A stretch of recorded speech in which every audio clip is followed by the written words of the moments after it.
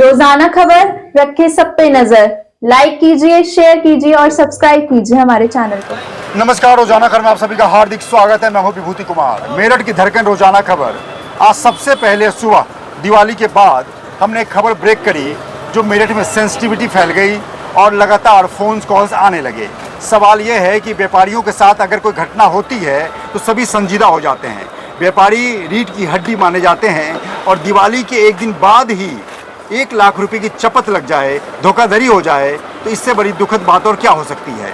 हालांकि सेम घटना लाल कुर्ती में 3 दिन पहले घटित हुई थी, लेकिन हम बात कर रहे हैं आज सबसे बड़ी ब्रेकिंग खबर को लेकर कि नई सड़क स्थित शास्त्री नगर का सबसे विश्वसनीय नामचीन राम किराना स्टोर के मालिक के साथ आज एक धोखाधड़ी हो गई और धोखाधड़ी लगातार इस तरह की बढ़ती जा रही है।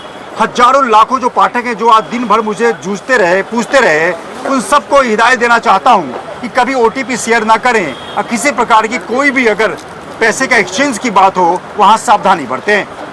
राम किराना स्टोर एक जाना पहचाना नाम है और लगातार लोगों और ग्राहकों का आवाजाही बढ़ी रहती है यहाँ पे, लेकिन फिर भी एक अनुभव होने के बाद भी कहीं न कहीं हिप्नोटाइज या ऐसे कोई मामले सामने आते हैं जिससे आदमी मजबूर हो जाता है। हमारे साथ बैठे हैं राम किराना स्टोर के चेयरमैन निदेशक प्रदीप कुमार जी। सवाल यह है कि धोखाधड़ी करने वाले की हिम्मत देखिए, इनके दुकान पे आता है और अपने डॉक्टर राजीव का बेटा बताकर मिठाई का डब्बा देने की कोशिश करता है और उसके बाद 10 और 20 रुपए के नए नोट देने के नाम पर 1 लाख रुपए की धोखाधड़ी होती है। पूरा मामला क्या है हम सीधे प्रदीप कुमार जी से ही पूछेंगे, इन्हीं की जुबानी जानेंगे कि आखिर कैसे और कितने बजे सारी घटना घटी। नमस्कार, कैसे हैं आप? बढ़िया। जिस तरीके से लगातार राम किराना यहाँ पे मेरठ में सभी ग्राहकों के सबसे कम रेट पे आप देने के लिए जाने जाते हैं, भीड़ लगी रहती है, ऐसा क्या हुआ? सुबह कितने बजे की बात है, कैसे आया, पूरी घटना का हमारे दर्शकों को बताइए। 10:50 पे वो लड़का आया मेरे पास, कहने लगा मैं डॉक्टर राजीव का बेटा हूँ, मुझे कुछ सामान चाहिए। मुझे सामान लिखवाया, उसने 2400 रुपये का सामान लिया।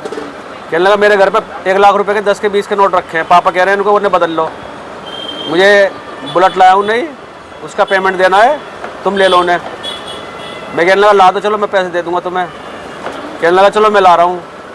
फिर 2 मिनट बाद ही बोला अंकल डिब्बा भेजा है पापा ने।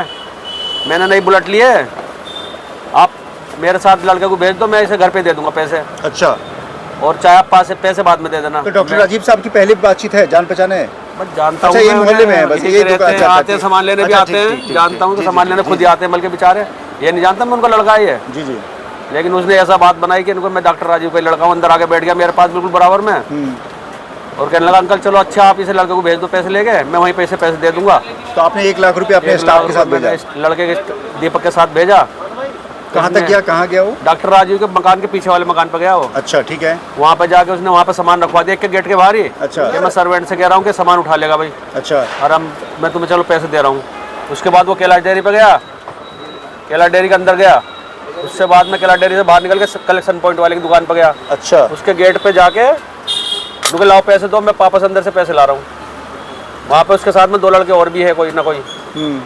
तो वो इतने दीपक ने उसे पैसे पकड़ाए 1 मिनट में, वो मतलब दीपक घूमा भी नहीं, इतने में वो गायब हो गया। बुलेट भी उसकी गायब हो गया और वो लड़के भी गायब हो गए। 1 मिनट में सारा काम कर दिया। 11:15 पर मुझ पर दीपक का फ़ोन आ गया कि पापा भाई साहब ऐसे हो गया। तो लगातार मुझे मिल ही नहीं रहा लड़का, वो लड़का मिल ही नहीं रहा मुझे। इतने में अट्टू भाई ने मेरे फ़ोन करा कैलाश डेयरी वालों ने कि भाई साहब तुम्हारे लड़के के साथ में कुछ बात हो गई, फ़ोन कर रहा है तुम्हें। लेकिन कुछ था ही नहीं, वो तो गायब हो गया। जैसे अट्टू भाई के उसमें भी कैमरे में भी आया हुआ है, सबके कैमरों में है वो लड़का। मतलब वो सातिर बदमाश कई दुकानों पर गया और कई लोगों को अपने माया जाल में फंसाने की कोशिश किया, लेकिन कहीं न कहीं व्यापारी विश्वास करना जानता है और व्यापारी वर्ग शालीन भी होता है, लिहाजा व्यापार के लिए कुछ एक्सचेंज के लिए लोगों को नोट की जरूरत पड़ती है। तो क्या लगता है इतने सालों के व्यापार में ये पहला मौका आपके साथ हुआ होगा जो इस तरह लाइव धोखाधड़ी हुई है? हाँ जी, पहली बार ही हुआ है, पहली बार ही हुआ है भैया। तो आपने दीपक को 1 लाख रुपए लेके भेजा? हाँ जी, और वहाँ पे 10 और 20 के नए नोट लेके आने थे और वो वहाँ पे बोला हम अंदर से लेके आ रहे हैं और इसी में गायब कर दिया। इसी में गायब कर दिया। तो क्या गायब हो गया जी? अपना आप ही वहाँ से गायब हो गया। मतलब पैसे कभी उस व्यक्ति को कभी देखा आज से पहले? कभी नहीं देखा। कभी नहीं देखा। तो कैसे लेते हैं इस घटना को दिवाली के अगले दिन? ये तो सब फर्जी वाला चल ही रहा है जी, सब मोहन करने वाली कोई शक्ति है क्या है पता नहीं। मतलब उसने इतना ज़्यादा वो कर दिया कि मैं कुछ बोल ही नहीं पाया उससे। मिठाई का डब्बा लेके आया और जहाँ मैं बैठा हूँ यहीं पे बैठा, अपना तो दिखाया और ममता में बातें भी करी, लेकिन सवाल ये है कि व्यापारी वर्ग को जगना जरूरी है। लाल कुर्ती में सेम इंसिडेंट 3 दिन पहले की है, लेकिन सवाल ये है कि जब आपके पास कोई आता है तो आप पुरानी चीज़ों को भूल जाते हैं, हिप्नोटाइज की ऐसी कोई बातें सामने आती है। क्या कहना चाहेंगे व्यापारियों को? व्यापारी से यही है भाई, सावधानी बरतें, सचेत रहें। नौचंदी थाने में रिपोर्ट दर्ज करा दी आपने? जी, नौचंदी थाने में मैंने एप्लीकेशन लगा दी है, दिया है मैं एप्लीकेशन, वहाँ से आए भी हैं SI वगैरह, चल रही है कार्रवाई, कैमरे के वो फुटेज वगैरह सब भेज दिए, सब है मेरे पास कैमरे की। अपने यहाँ की भी है, बरार में रामचंद्र साय की भी, उनके यहाँ पे भी आया है वो 15 मिनट, उससे 30 डिब्बे बनवाए हैं सचिन से। 30 डिब्बे? हाँ जी, मिठाई के लिए नहीं है? ले तक कहाँ पैसे, वो पैसा मांग रहा, उसने उनको कहा पैसा अभी मैं दूंगा आके, तो उनको लिया पैसा। सवाल ये है कि जिस तरीके से हिप्नोटाइज करके तमाम चीज़ें, OTP और तमाम डिजिटल अरेस्ट, प्रधानमंत्री मोदी ने भी मन की बात में डिजिटल अरेस्ट, मेरठ के सबसे प्रसिद्ध कवि हैं सौरभ जैन सुमन, उनकी मां को फ़ोन करके 1 करोड़ का डिमांड किया कि आपका बेटा रेप किया है, मर्डर किया है, आप 1 करोड़ लेके आ जाओ, आपकी जान बेटे की बच जाएगी। लेकिन सवाल है, इस तरह के फर्जीवाड़ा रोज़ सुनने में आता है, फिर भी कोई न कोई फंस जाता है। आप इस चैनल पर उस व्यक्ति का चेहरा भी देख रहे होंगे खबर के साथ में, सावधान रहिए। और अगर आपको दिखे ये व्यक्ति कहीं, तो नौचंदी थाने की पुलिस और रोजाना खबर के नंबर भी उस पर डिस्प्ले हो रहा है, उस पर सूचना दे। सवाल ये है कि व्यापारी मान सम्मान के लिए, हर जगह के लिए व्यापारी खड़ा रहता है, तो व्यापारी के मान सम्मान की भी रक्षा होनी चाहिए।